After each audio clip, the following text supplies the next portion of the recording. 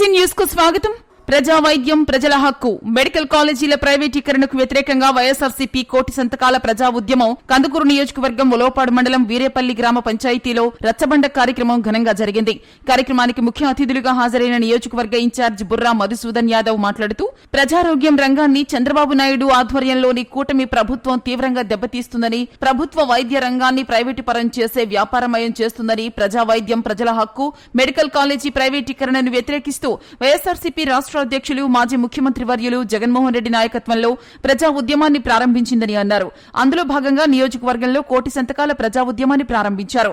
ప్రజలకు ఆరోగ్య భద్రత లేకుండా కూటమి ప్రభుత్వం చేస్తుందని, పేద ప్రజలకు సంజీవని లాంటి ఆరోగ్యశ్రీని కూడా అటకెక్కించి మెడికల్ కాలేజీలను ప్రైవేటు పరం చేస్తూ తన బినామీలకు, తన మనుషులకు వైద్య విద్యను కట్టబెట్టే ప్రయత్నం చేస్తున్నారు.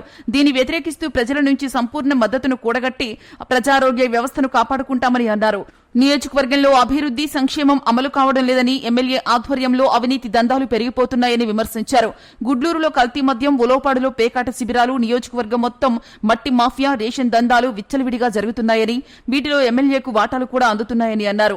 సారవంతమైన కరేడు భూములను మేము ఇవ్వమని రైతులు అంటుంటే పోలీస్ యాక్ట్ను అమలు చేస్తూ రైతులను, ప్రజలను భయభ్రాంతులకు గురిచేసి భూములు లాక్కుంటున్నారని అన్నారు.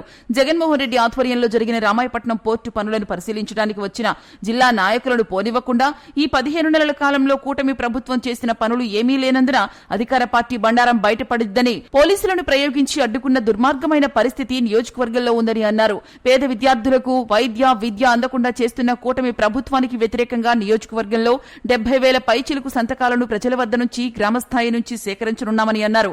వీటిని జిల్లా అధ్యక్షులు కాకాణి గోవర్ధన్ రెడ్డి సమక్షంలో జగన్మోహన్ రెడ్డి చేతుల మీదుగా గవర్నర్ కు అందిస్తామని తెలిపారు. నియోజకవర్గ పరిశీలకులు కామిరెడ్డి సత్యనారాయణ రెడ్డి మాట్లాడుతూ విద్యా వైద్యంపై జగన్మోహన్ రెడ్డి పేద వర్గాలను దృష్టిలో పెట్టుకుని రాష్ట్ర వ్యాప్తంగా 17 కొత్త మెడికల్ కాలేజీలను తీసుకువస్తే, కూటమి ప్రభుత్వం అధికారంలోకి వచ్చాక మెడికల్ కాలేజీలను పప్పు బెల్లాల్లా అమ్ముతున్నారని అన్నారు.